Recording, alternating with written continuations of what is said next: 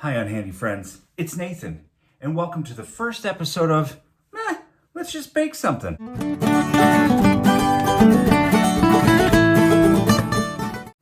Today we're going to make banana bread with my own special recipe.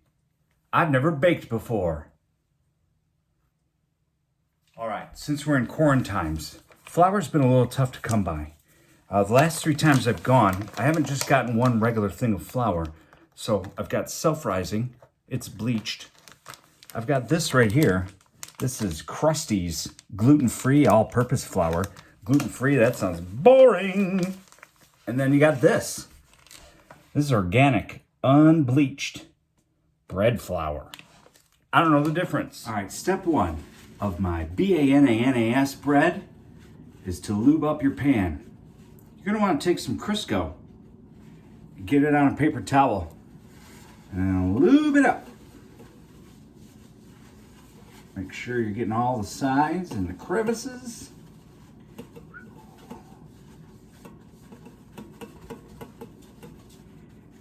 All right, once your pan is properly lubed, put the cap back on your Crisco.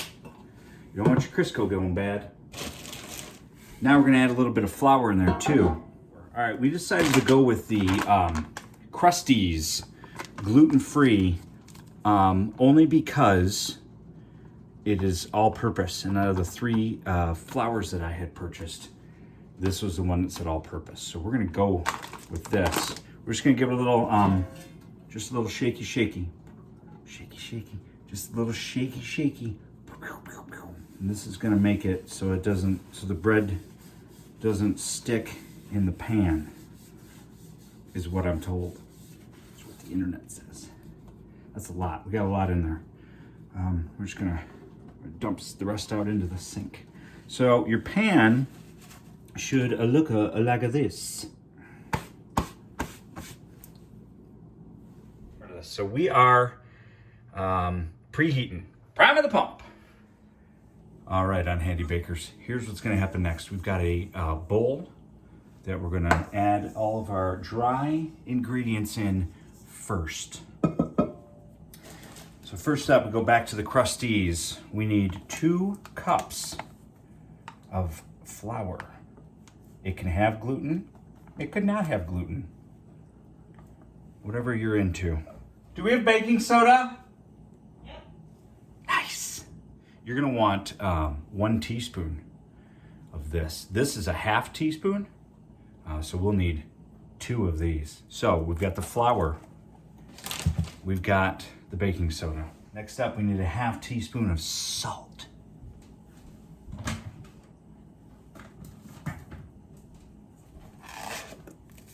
Salt.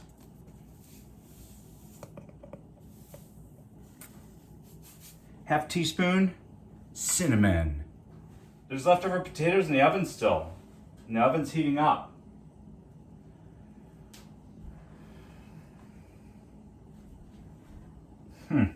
The Unhandy recipe calls for cinnamon. We do not have that, so we're gonna go with cinnamon sugar. Not too much. You don't want too much of the cinnamon. Too much. Don't want too much. Shploop. Ooh, cinnamony smell. It smells like Christmas.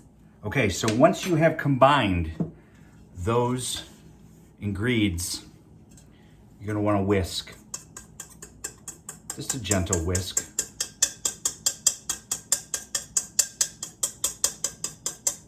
Hey, what are you doing? I'm whisking. All right, friends, for our next step, we're gonna be combining our sugars, which we'll get to in a moment, with an entire stick of butter. So it doesn't mix well when it's hard like this. So we're gonna soften it. All right, so now we're getting a second bowl. And we're gonna plop that in there. So we got the butter in the bowl. All right, baking friends, we need a ½ cup. I don't see a ½ cup. All right, we don't have a ½ cup. We've got a 1/4 cup. We're gonna do 2 of those because that is math. All right, we're using Domino light brown sugar. I don't think it probably has to be light brown. It can be whatever kind of brown you want it to be. Now we're going to need 1/4 cup of granulated sugar.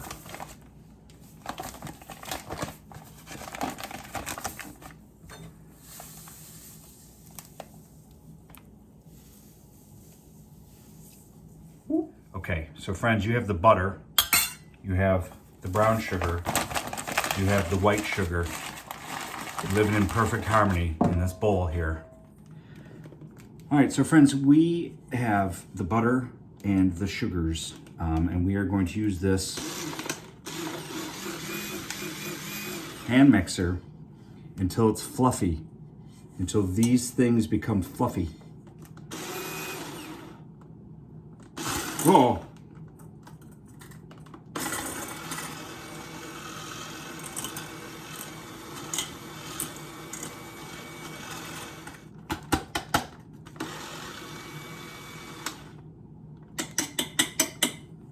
Fluffy. All right, now we're gonna need 2 eggs. 2 eggs. You're gonna wanna crack the egg before you put it in to the mix. Try to avoid any shells if possible. Eggs. Now, friends, you're going to want to find some of your vanilla extract. And we need a teaspoon of that. That's going to be 2 of these.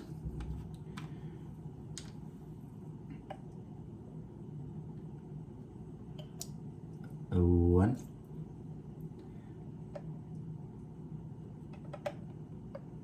And a 2.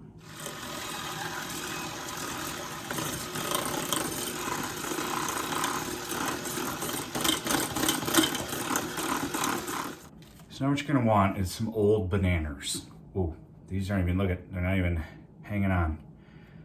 They're saying, I am done with life. All right, we'll get that one later. So you're gonna take the peels off and you're just gonna throw it in there. Makes out that kind of sound. Number 2. Generally you'd wanna use about 4 of these little guys, I believe. But we only have 3.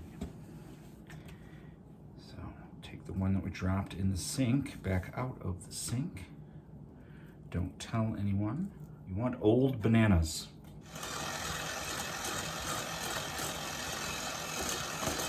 Okay, now friends, you're going to take the wet ingredients and combine it with the dry ingredients. Introduce them to each other. Let them get to know each other for a little bit. I'm wet ingredients. I'm dry ingredients. Let's hang out together. Okay. Oh, the merging of the ingredients. It's happened. You're gonna want to get any leavings out. You could take your whiskey woo and just kind of scrape and plop. I'm gonna scrape and plop. Don't do that because there's egg in there. Now we're going to mix these ingredients together. It doesn't have to be blended, just mixed nicely. Just a nice little zhuzh. Just really get all the ingredients hanging out, bring them to the party, and then let them mingle. So now we're going to pour this into this pan that we properly lubricated earlier. The oven is, we've primed the pump on the oven, so that is ready to go.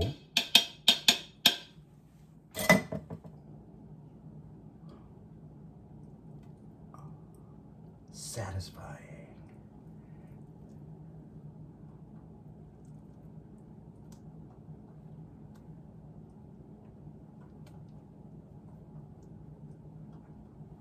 So now, friends, we have everything mixed into the pan. We're gonna cover it, say goodnight.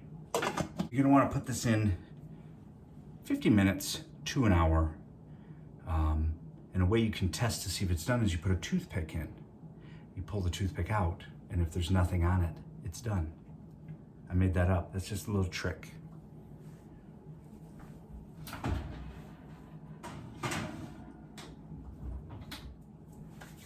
We'll see you in 50 minutes. All right, so it's been 50 minutes. I took it out of the oven. I forgot to mention that I added chocolate chips. I also forgot to mention that this probably isn't a bread pan. I think it's like a meatloaf pan or something. Roasting pan. Oh, it's a roasting pan. Yeah. Well, so the loaf is browner than I thought. I'm not sure what made it so brown. I might have burned it. I don't know. We'll take it out and see. I gotta tell you, it's pretty great.